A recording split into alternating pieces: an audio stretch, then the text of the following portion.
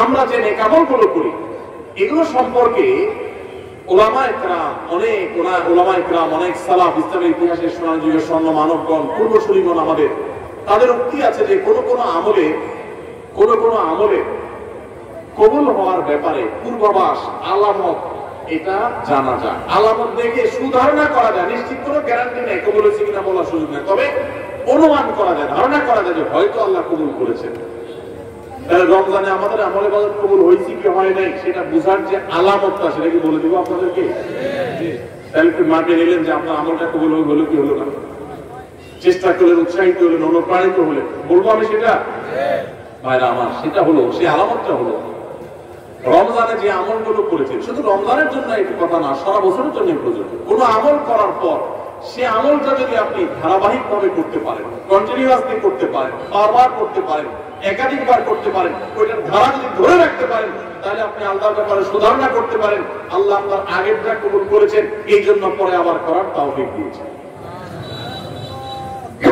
আল্লাহর কাছে আমল এবং ইবাদতে কবুলের একটা ছোট্ট আলামত এটা যে আল্লাহ তাআলা রমজানে আপনি ফরজ রোজা রেখেছেন, রমজানের পরে সওয়ালে 6 রোজা রাখার তৌফিক হয়েছে, সোমবার বৃহস্পতিবার রোজা মাঝে মাঝে রাখার তৌফিক হয়, চাঁদের 13, 14, 15 রোজা রাখার তৌফিক হয়, মাশাআল্লাহ। তাহলে আপনি সুধারণা করতে পারেন আমার রমজান রোজা আল্লাহ কবুল করেছেন, সম্ভবত নিশ্চিত না, হয়তো আল্লাহ কবুল করেছেন, সেজন্য আমাকে ওইটা আবার নতুন করে করার তৌফিক দিয়েছেন।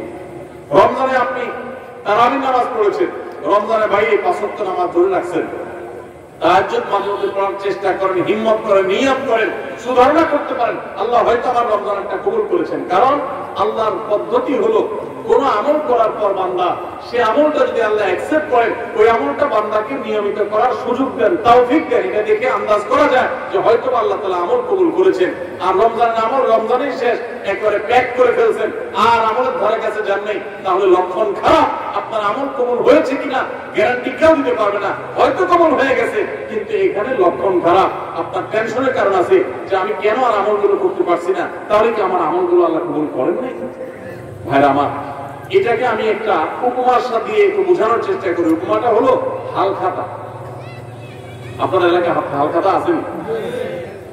এখন আগের মতো একটা ব্যাপক হালখাতা সিস্টেম নাই। আমরা আমাদের শৈশবে দেখছি প্রত্যেক দোকানে দোকানে হালখাতা আছে। তো হালখাতার সিস্টেম হলো যে বছরে একদিন হালখাতা হয়, সাধারণত পয়লা বৈশাখে হালখাতা হতো। এখন হালখাতা না, এখন পান্তা ইলিশ। হালখাতার জায়গা দখল করে ফেলছে কিসে? পান্তা ইলিশে। হালখাতা ছিল গ্রাম বাংলার ঐতিহ্য, সেটা চলে যায় ওই জায়গায় ঢুকছে কি? পান্তা ইলিশ। যাই হোক, তো হালখাতার সিস্টেম হলো সারা বছর যা বাকি খাইছেন এই সব টাকা হালখাতার দিন পরিশোধ করে একদম আপনার হিসাব ক্লিন করবে, পরিষ্কার হয়ে যাবে, কোনো দেনা বাকি থাকবে না। তাহলে এবার আপনাকে দোকানদার একটু মিষ্টি মুষ্টি খাওয়ার, জিলাপি খাওয়ার, আর নতুন করে ওই দিনই যদি আবার বাকি চান, যত টাকা চান আপনাকে বাকি দিবেন। এই না হালখাতার সিস্টেম? আর যদি আগের টাকা বাকি না দেন, এই আগের টাকা পরিশোধ না করেন, কিছু দিয়া আর বলেন যে ঠিক আছে বাকিটা দিব, এখন আবার নতুন করে বাকি দেন, তো হালখাতার শরীয়তে, হালখাতার নিয়মে ওইটা কিন্তু গ্রহণ হবে, ঠিক না? ঠিক একই ভাবে আল্লাহ রাব্বুল আলামিন বান্দাকে কোন আমল করার তৌফিক দেওয়ার পর যদি সে আমলটা আবারও করার তৌফিক দেন, তাহলে বুঝতে হবে আগেরটা আল্লাহ তাআলা অ্যাকসেপ্ট করছেন, কবুল করছেন। সুধারণা করা যায় আল্লাহ হয়তো তাকে নতুন করে আমলের তৌফিক দিয়েছেন, ইঙ্গিত দিচ্ছেন যে বান্দা তোমার আগেরটা কবুল করেছি।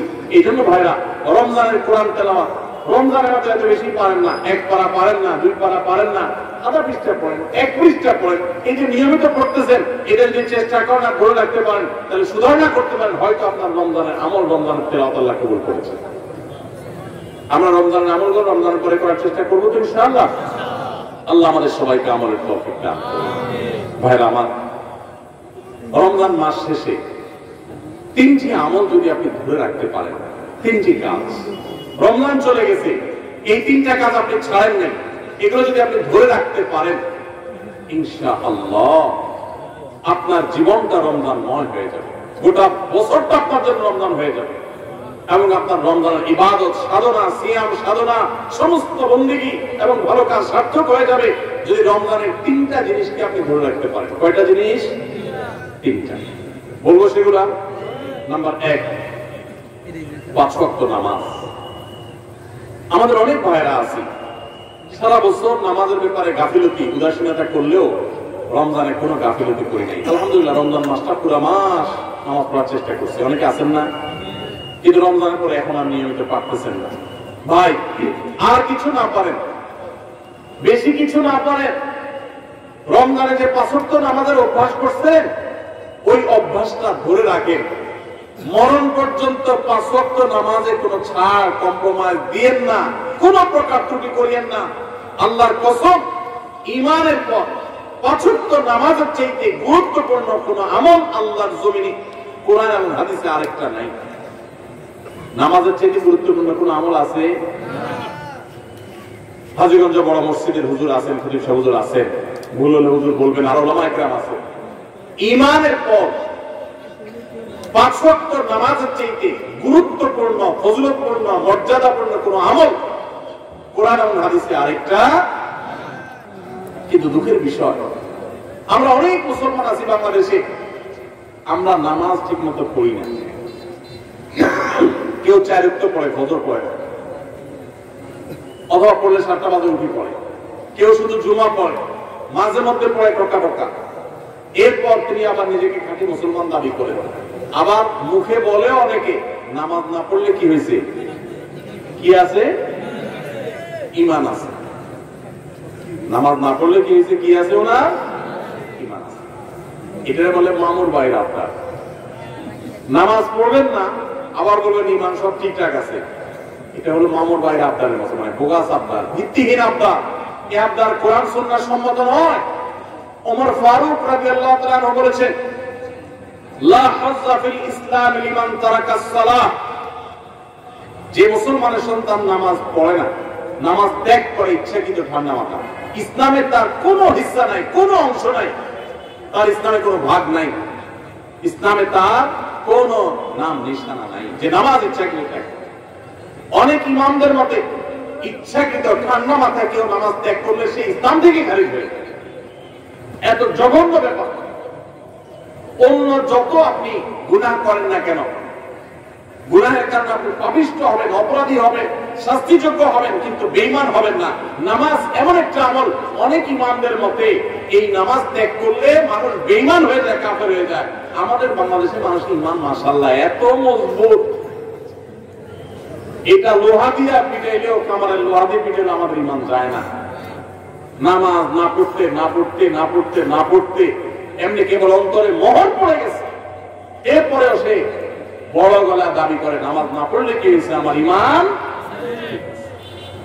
ভাইরা আমার, রমাদানের এই আমলটা 5 ওয়াক্ত নামাজ সময় মতো পুরুষরা জামাতের সাথে, মা বোনরা ওয়াক্ত মতো। মা বোনদের একটা সমস্যা হলো, অনেক মা বোনরা জোহরের নামাজটা পড়েন 3টা সাড়ে 3টা থেকে, ম্যাক্সিমাম মা বোনরা এই কাজ করে। কেন? কারণ দুপুরে ওনারা রান্না বাড়া করেন, রান্না বাড়া করতে গিয়ে ওনারা শরীর ঘামায় টামায় যান, তখন শয়তান এসে মাসালা নিয়ে হাজির হয়। শয়তান ওর মাথায় একটা মাসালা ঢুকায়। কি মাসালা ঢুকায়?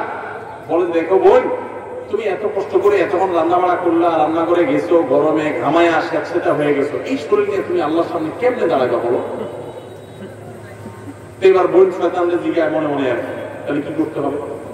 এবার শয়তান তার মনে মনে বলে দেয় যে, আরে নামাজ তুমি ঠান্ডা মাথায় ফ্রেশ মোড়ে পড়বা, হাতের কাজ শেষ করে নাও, রান্না বাড়া শেষ করে নাও, সবাই খাবার টাবার দিয়ে নাও, তুমি বাথরুমে যাও, সুন্দর করে গা ঢুলে গোসল করো, ফ্রেশ হয়ে আসো, এরপরে 3টা সাড়ে 3টা আসরের নামাজ সুই হয়ে যাবে, এবার তুমি ফ্রেশ মুড়ে একটু নামাজ পড়ো। কাজটা কি ভালো হলো না খারাপ হলো? দেখতে কিন্তু ভালো মনে হচ্ছে, তাই না? যদি ফ্রেশ মোড়ে নামাজ পড়বে, টাইম যদি পার হয়ে যায় তো এই ফ্রেশ মোড়ের 2 পয়সার কোনো মূল্য।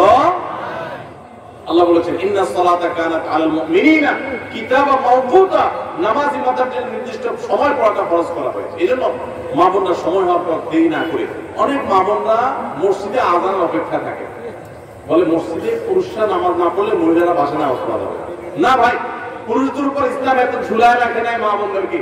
আর মা বোনদেরকে যে পাওয়ার ইসলাম দিয়েছে, পৃথিবীর নারীবাদীদের 14 গোষ্ঠীর জন্মের বহু আগে ইসলাম নারীদেরকে আকাশে তুলে রেখেছে। এরা এগুলা চিন্তাও করতে পারবে না, এত মর্যাদা দিয়েছে। উমরা যাবেন, পুরুষ হয়েছেন তো জোরে জোরে তলবিয়া পড়া লাগবে, রোজা আছেন আর গায়ে রোজা আছেন, কোনো মাফ নাই, ছাড় নাই। আর মহিলা হলে আস্তে আস্তে পড়বো, রিল্যাক্স মোড, কোনো টেনশন নেই, কি আরাম চিন্তা করে। পুরুষ হয়েছেন 5 ওয়াক্ত মসজিদে দৌড়ায় যায়, জামাতের সাথে নামাজ পড়তে হবে।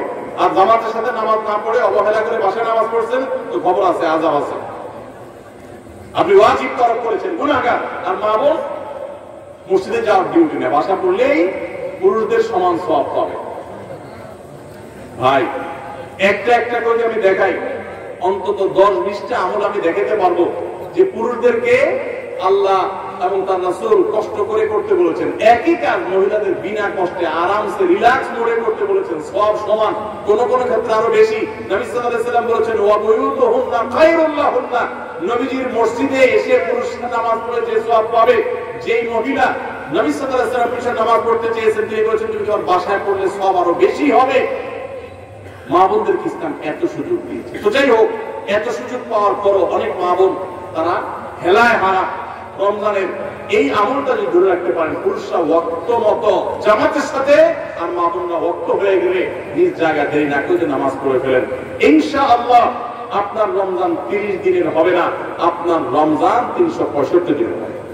সুবহানাল্লাহ। সবাই 5 ওয়াক্ত নামাজ ঠিকমতো পড়বো ইনশাআল্লাহ। যার 5 ওয়াক্ত নামাজ যত সুন্দর, সে তত আপার ক্লাসের মুসলমান, তার তাকওয়া তত স্ট্রং, তত মজবুত। যার নামাজ যত সুন্দর, নামাজ কিভাবে সুন্দর হয়? ধীরে সুস্থে পড়লে, সময় মতো পড়লে, মনোযোগ নিয়ে পড়লে, খুশুর সাথে পড়লে, সুন্দর কিরাত দিয়ে পড়লে, শুদ্ধ করে পড়লে, ভালোভাবে পড়লে, আস্তে আস্তে রুকু, আস্তে আস্তে সিজদা, সবকিছুতে গতি ভালো না ভাই। মোবাইল নেটে গতি ভালো, নামাজের মধ্যে গতি ভালো না। নামাজের গতি যত কম হবে, যত স্লো হবে, যত আস্তে আস্তে হবে, যত ধীরে ধীরে হবে, তত নামাজের মর্যাদা আল্লাহর কাছে বেশি হবে।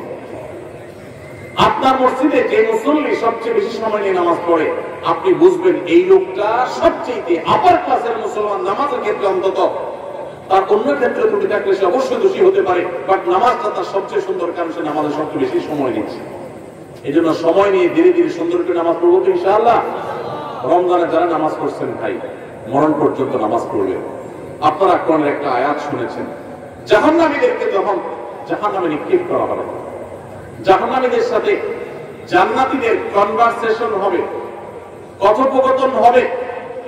জাহান্নামীদেরকে জিজ্ঞাসা করা হবে, মা সালাকাকুম ফি সাকার, তোমাদের কোন অপকর্মে, কোন বদভ্যাসে, কোন খারাপ কাজ তোমাদেরকে জাহান্নামে এনেছে বলো।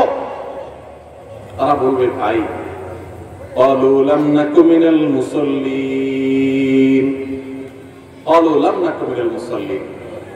জাহান্নামীরা বলবে আমাদের যেই অপকর্মে, যেই পাপের কারণে আর জাহান্নামে আসতে হয়েছে, সেই পাপ হলো যে আমরা মুসল্লি ছিলাম না দুনিয়াতে, 5 ওয়াক্ত নামাজ ঠিকমতো পড়তাম না।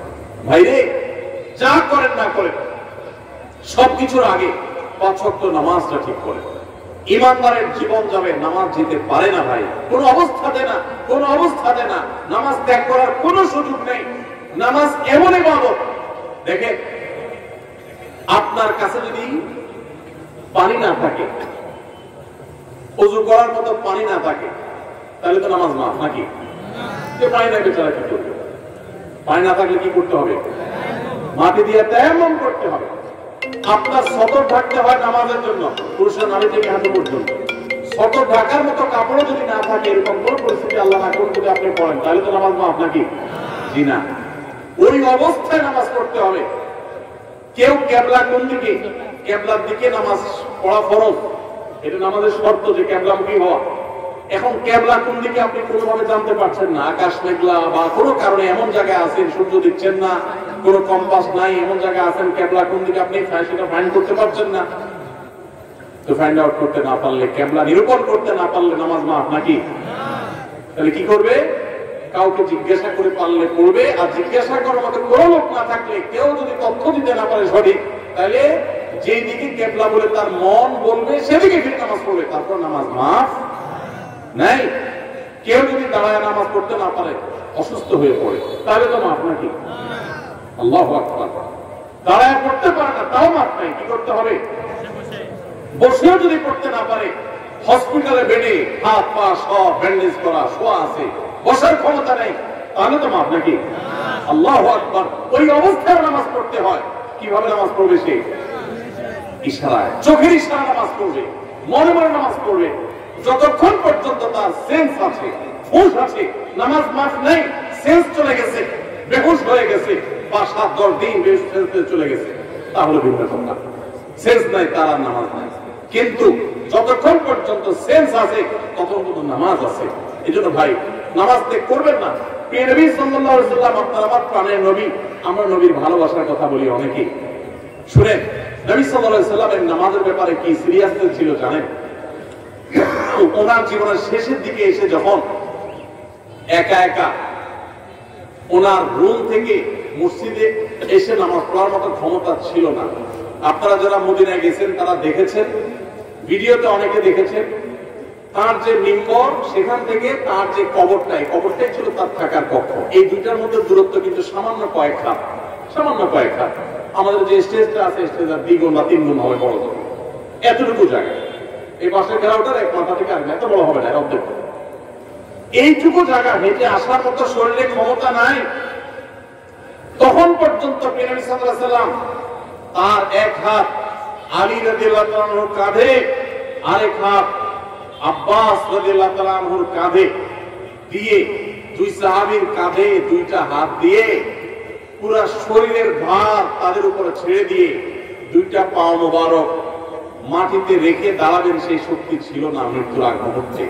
পাগুলোকে মাটির সাথে টানতে টানতে রুম থেকে মিম্বার পর্যন্ত এসেছেন এবং নামাজ পড়াবেন ইমামতি করে সেই শক্তি নাই। আবু বকরকে নির্দেশ করেছেন, আপনি নামাজ পড়ান, আমি নামাজ ইমামতি করার শক্তি নাই।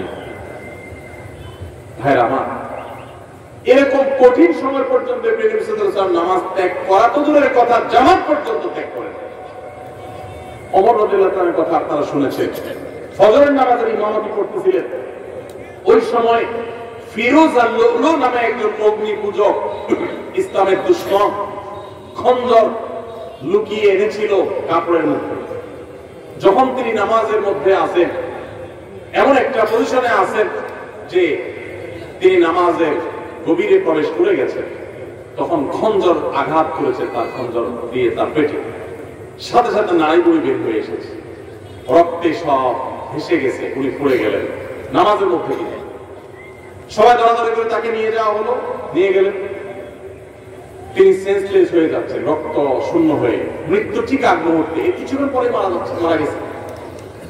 ওই সময় হঠাৎ করে তার যখন সেন্স আসছে, একটু মাথাটা উঁচু করার পর তার পরিবারের সদস্যরা দৌড়ে আসছে যে এত রক্ত ক্ষরণ হয়েছে, বোধহয় পানি টানি পান করার জন্য বলবে, শেষ মুহূর্তে মানুষ পানি খেতে চায় মরার আগে বা কিছু। যখন তারা দৌড়ে আসছে, উনি তাদেরকে বলতেছেন, নামাজের মধ্যে যে আমার দুর্ঘটনা হলো, মানুষদের নামাজের কি হলো, জামাতের অবস্থা হলো কি, নামাজের কি হলো সেই চিন্তা করছেন ওই মৃত্যুর মুহূর্তে পর্যন্ত। ভাইরে, মুসলমানের সন্তান নামাজ ত্যাগ করার কোন সুযোগ নাই, সে দিকে মুসলমান দাবি করতে পারে না।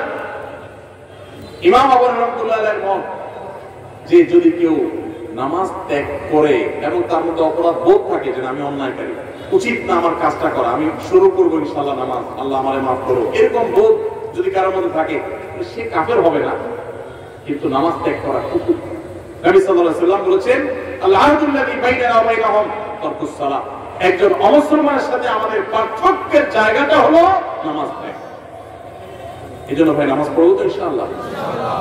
রমজান মাসের এই একটা দিন যদি আপনি সারা বছর ধরে রাখতে পারেন, নামাজটা সুন্দর করে 5 ওয়াক্ত সময় মতো ঠিকঠাক করে পড়েন, আপনার গোটা জীবনটা রমজান হয়ে যাবে ইনশাআল্লাহ।